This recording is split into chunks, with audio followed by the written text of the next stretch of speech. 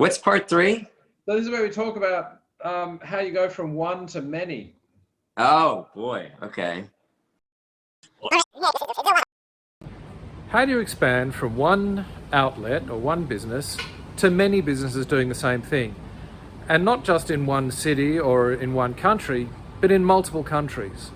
Today I'll be talking to Eric Lincoln from Employees Only to see what their magic formula is for taking their bar from New York to the globe. Here's Eric.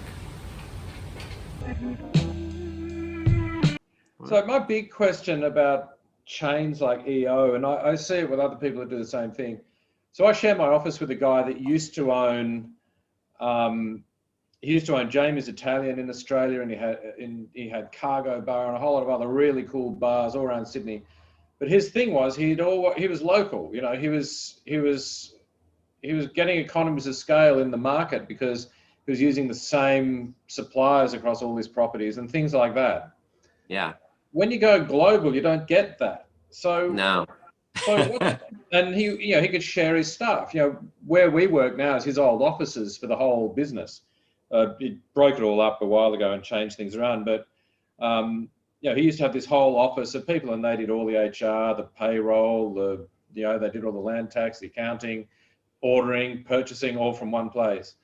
And he could, he'd ring staff and say, "I need you in one venue or the other venue." You know, he's down to only 3 venues now, and it's a lot more easy to manage. But he's got all his local knowledge and he's leveraging it as much as he can. But when you've got a global chain where it's so much more complicated, what's the benefit for a business to doing that? Because I feel like I'm not seeing something.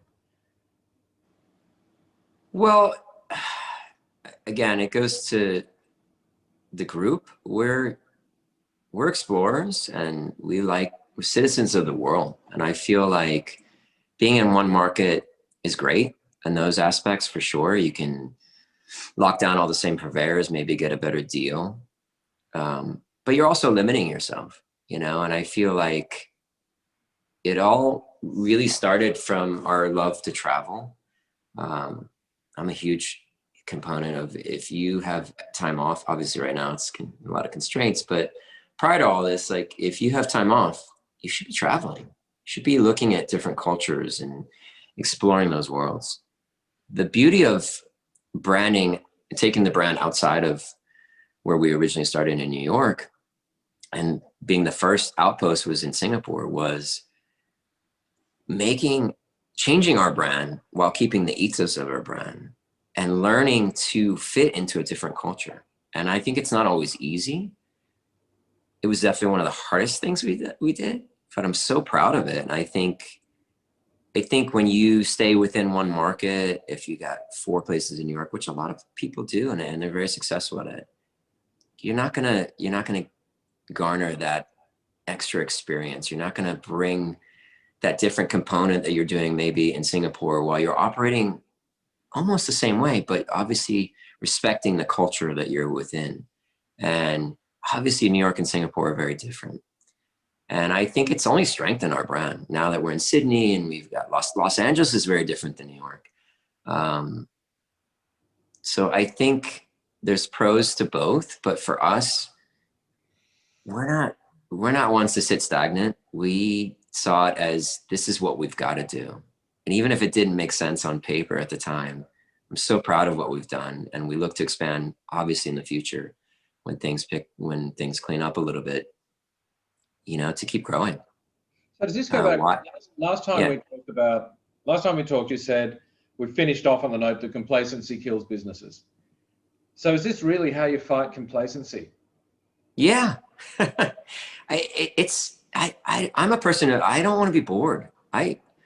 The good thing about this business and the bad thing about this business, there's different challenges every day, sometimes every hour.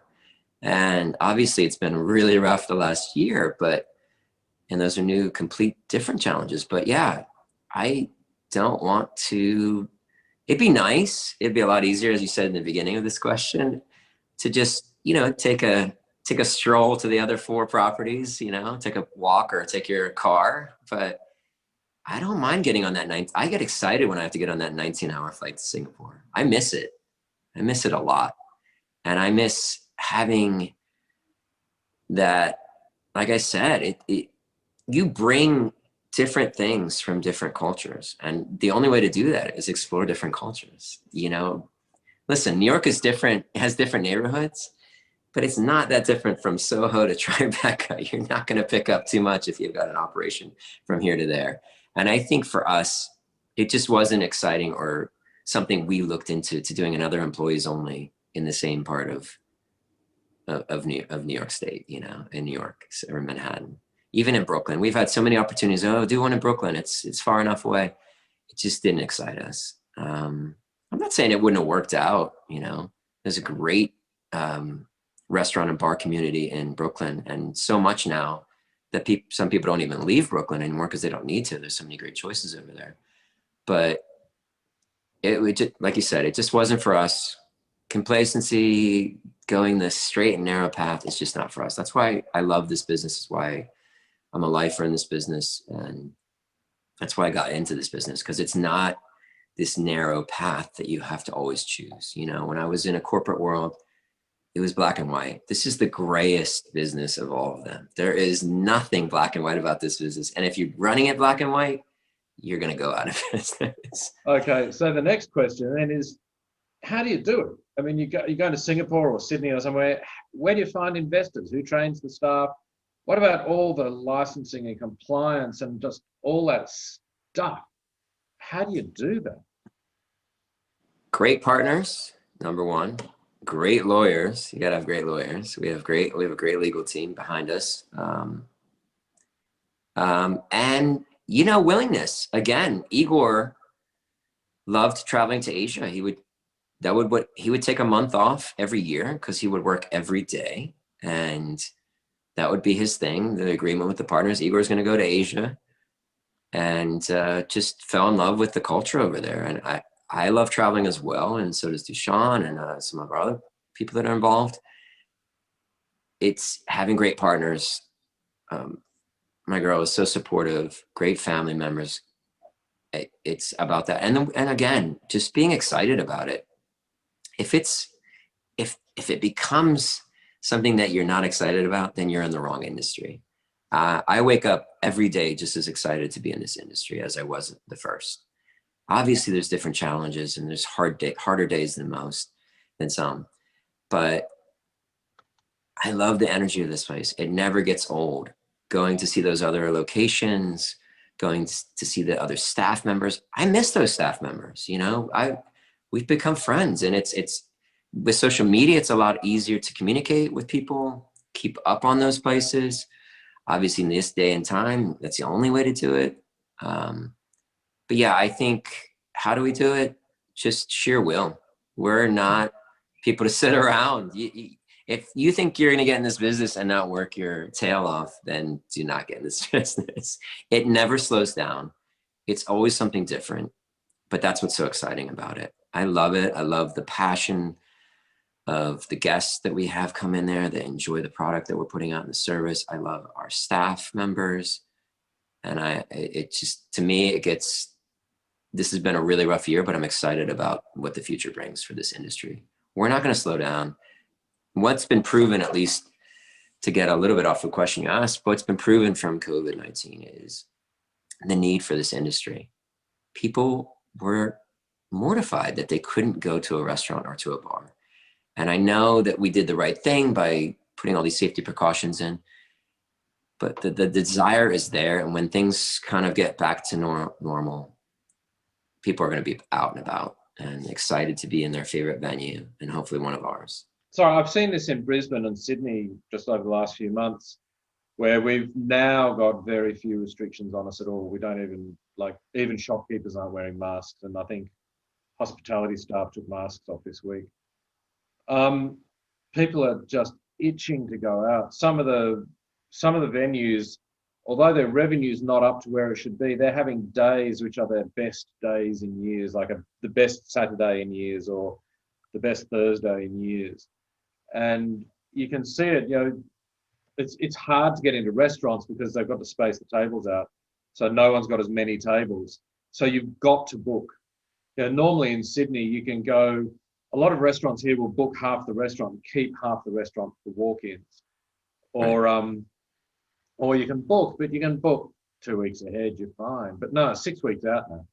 You know, if you want to go to Nobu in a couple, I tried to book Nobu a couple of weeks' time for the day before Valentine's Day, and I could get 5:30 or 9:45. That was it. Like, you know, and I ended up, you know, the top end restaurants are really hard to get into.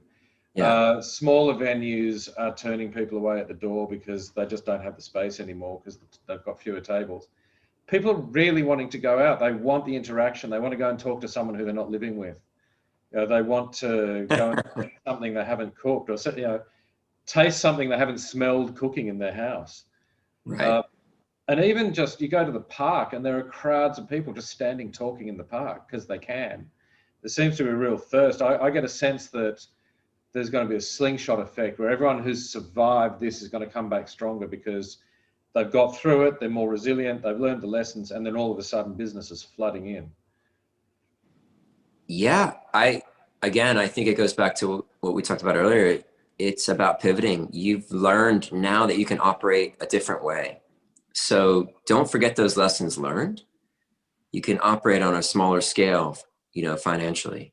So when that money does come in, hopefully for everyone, don't forget those and keep thinning the margin, you know, in an appropriate way without losing your identity or ethos, you know, or, you know, taking away the quality of your product that you're putting out. We have to be better operators. And I think everyone that's going to come out of this has learned that. And when the business does come back, like you said, now there's people waiting, which is fantastic. Everyone's gonna do better, hopefully, you know, if they've learned all of this information that's been pushed into their faces at this point. I'm excited for it. I think hopefully, clientele will be understanding, you know, that we do have less tables and less space. And I think people have been great so far, at least in our experience. And I think that's just something that we'll have to navigate in the future. You know, we are still trying to figure out day to day as operators. And I feel like, again, great support from our clientele. We're so lucky we have such a loyal clientele base. But yeah, it's going to be different. It's not going to change this year. It's not going to go back to 100%, especially not in the United States. But if we can get baby steps and get better and better and better, I'm excited for it. And I know our staff is, and I know our clientele is, and we're going to come out of this stronger than ever. Yeah. And I look forward to a big, bright future for our brand and for all the brands that have made the right cuts and changes and pivots. That sounds like a nice, positive place to leave it. Thank you so much, Damien. Thank you. Thanks for the time. It's so good to talk to you, man. I hopefully someday I'll get out to Australia again.